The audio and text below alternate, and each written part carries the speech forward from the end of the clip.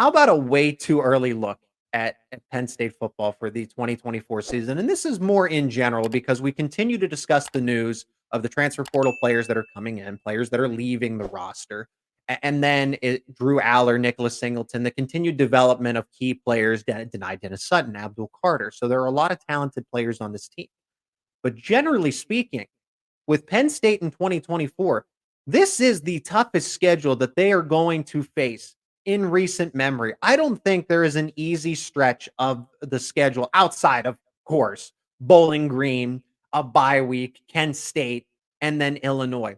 It's that stretch when you have UCLA, you go to USC, then you have a bye week, but then you're back on the road. So does that bye week even matter? Then you go to Camp Randall and you play, assumedly, a better Wisconsin team, Ohio State, and then the national champion runner-up, Washington.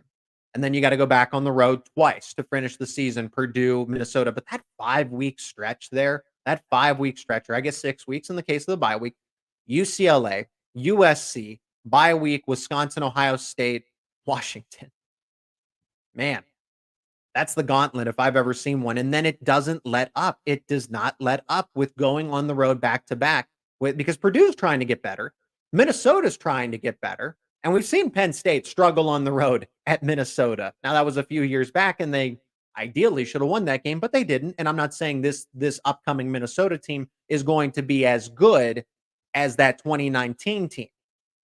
But the schedule does not, there is no, it's not like the SEC where they schedule an FCS team or another Group 5 team down below at the end of the season. You got to go on the road back to back after you finish playing Wisconsin, Ohio State, and Washington all in the span of 3 weeks later in the season. These games aren't early in the season. They're later on in the season. So you already got bumps and bruises, and knock on wood, hopefully no injuries, but you know that injuries are a part of the game.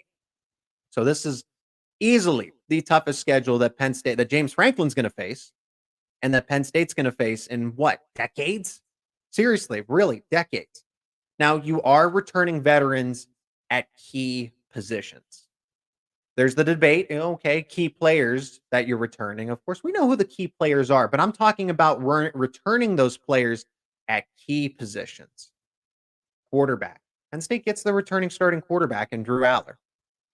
What's going to happen with Ohio State, Washington? Well, we know Will Howard's coming in, but he's not a returning starter for Ohio State. And what really is the difference between Will Howard and Kyle McCord, even though Will Howard might be a little more mobile? But Ohio State's going to have a new starting quarterback. Washington's going to have a new starting quarterback. Oregon's going to have a new starting quarterback. UCLA was supposed to have Dante Moore. He's now at Oregon, but UCLA is going to have a first-time full starting quarterback. USC is going to have a new starting quarterback. Michigan is expected to have a new starting quarterback because J.J. McCarthy is going to go to the NFL. Maryland's going to have a new starting quarterback. Michigan State's going to have a new starting quarterback. Okay, you get my point. You get my point. All of those teams now have a new signal caller to go along with some teams have new coaches, like Michigan State, Indiana. And you are going to have a different dynamic, and that takes time. So Penn State got all of that out of the way in 2023 and now have Drew Aller in place to return. Yes, it's a new offense. Yes, it's Andy Kotelnicki's offense with the multiple systems, but you have a returning veteran coming back. And this is his third year in the program. He got playing time in 2022, started in 2023, all 13 games, and then 2024. You have both running backs coming back. Again, key positions. Forget about the player for a moment. The positions. Your quarterbacks and your running backs are coming back. For what it's worth, wide receivers. Julian Fleming transfers in. I'm not talking about him, but you have veterans. There wasn't this turnover. There wasn't an overhaul that I called for. I did, but you do have Trey Wallace coming back. You have Caden Saunders coming back, Malik Mega, Malik McLean. And I know people might say, well, we didn't know that we wanted them to come back, but they're still coming back. It's not this fresh start, this overhaul. You do have your veterans back in the room. How about defensive line? Defensive line could have been a liability, but Devon Elliott's Hakeem Beamon. It's tough to replace Chop Robinson and Adisa Isaac, but then you have Denai Dennis Sutton. Linebacker Kobe King returns. Dom DeLuca, Tyler Elsdon, Tony Rojas. Don't forget about Abdul Carter, number 11. And then safety. Safety, you're turning multiple starters in KJ Winston, Jalen Reed, and then Zach Wheatley, who played. So you could have hypothetically have a system where Penn State does end up starting three safeties because we'll see what the transfer portal and the cornerback depth holds. Because the transfer portal is working out well to this point. When we had these discussions 2 weeks ago, fresh off of the Peach Bowl, you didn't have Julian Fleming officially committed. You didn't have Nolan Rucci. And now you're looking at the possibility and getting closer to a confirmation. I'm not here to report. I talk about the reports, right? That's what this show is. It's to make sense of what Penn State football does. It's not to report it, it's not to break news.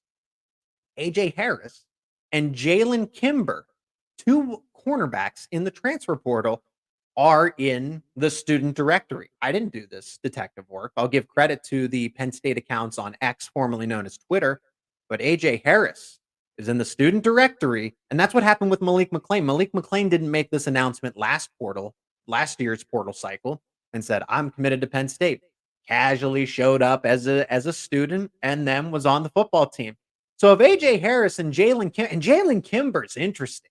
Jalen Kimber was committed to Louisville, and Penn State, allegedly, for Louisville, who's absolutely, they have no restrictions, no regulations when it comes to their NIL presence. Penn State was able to flip Kimber away from Louisville. That's impressive. That's really impressive, especially since he was at Florida. He was at Florida. Texas A&M was involved in his recruitment. So Penn's back to this is the transfer portal is going well for them. You look at the teams, the schools that they fended off in this age of NIL: Auburn, Texas A&M, Florida, Louisville, the schools that allegedly don't exactly have the whole success with honor thing. And Penn State was able to beat them in one-on-one battles for key players that both schools needed. AJ Harris wasn't going to Auburn. If he was, he's from Alabama too. Harris wasn't going to go to Auburn to be a role player, to be a backup, depth. He was going there to be a starter. And Penn State was able to, and James Franklin were able to out-recruit Auburn, out-recruit Texas A&M, Louisville, to get those two players right now for the moment. So take it for what you will, because we do need to preface that just because they're in the student directory does not, we don't know for sure until they're actually present at practice or seen on campus, right? But I will say this about AJ Harris and Jalen Kimber. You have instant starters right there if everything goes right. AJ Harris is a former top 50 player in the class of 2023.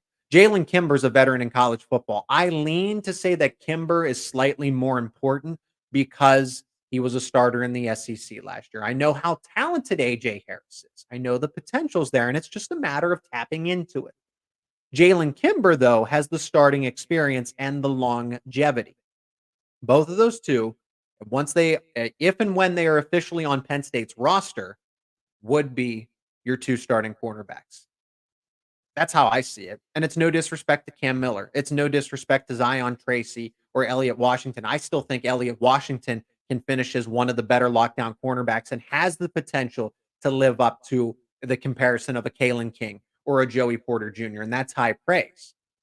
But these two guys, AJ Harris being a former 5-star, depending on where you look, and Jalen Kimber with the multiple years of experience in college football and starting at Florida a season ago, that will get you into the starting lineup for Penn State because of where the cornerback depth is.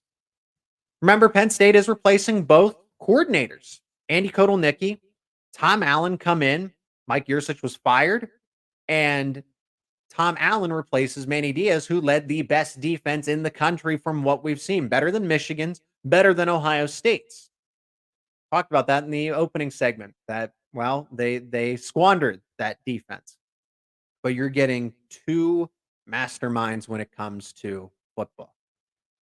Kotelnicki is going to run an offense, and James Franklin is very strategic. with who he hires and who he picks. He doesn't box in and say, I need a coordinator that fits exactly what I want to do. Do you notice how the systems change based on the trajectory of college football? A multiple offensive system matters, and you need the players to be able to run it.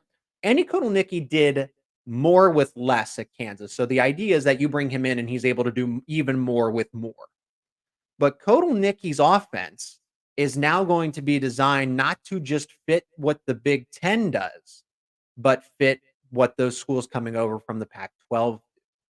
And we've seen the shift in coaches. So even though you can say, okay, Michigan State's been in the Big Ten, but Jonathan Smith's coming over from Oregon State. So you can technically say that 5 teams are coming over from the Pac-12 in this case. But Kotelnicki's offense isn't going to be designed for the Big Ten of old. It's going to be designed to compete with Ohio State and Washington in back-to-back weeks. It's not going to be cookie cutter. It's going to be dynamic. Tom Allen, the same thing. Tom Allen, and not that Manny Diaz's defense wouldn't adjust or couldn't adjust because it's the number one defense. You would. But Tom Allen's the same way. Tom Allen knows what it's like to coach in the SEC. He knows what it's like to be a head coach in the Big Ten, and he's seen it all. So he's going to adapt his defense. I'm almost led to believe that Tom Allen was going to run a 4-2-5 defense just because of what you had. But if you're able to get 2 corners that are able to lock down both sides of the boundary, you can have your base 4-3 defense and still be ready for the likes of, well, they're not playing Michigan this year, but Illinois in this case. A 4-2-5 defense isn't exactly all that effective against Illinois unless you're really good at running it and have the talent to do it. You need to make some adjustments with your base defense. But my point being is that Tom Allen's going to do the same thing, have a multiple system defense that is able to counter what Washington will want to do. Kalen DeBoer is not going to change his offense. That Washington offense with now Will Rogers transferring him is going to look very reminiscent to what Michael Penix did this last season. The faces of the team for Penn State, of course, Drew Aller, Nicholas Singleton, Denai Dennis Sutton, Abdul Carter. You got to rally around these guys. You have your special teams captains coming back and Malik Mega and Dom DeLuca. So we'll see what you would ideally like your veteran quarterback to now be a captain. Nicholas Singleton screams captain to me, so I think he will be. And Denai Dennis Sutton, his energy level, the way that he's able to motivate teammates, motivate just the group to be highly energetic.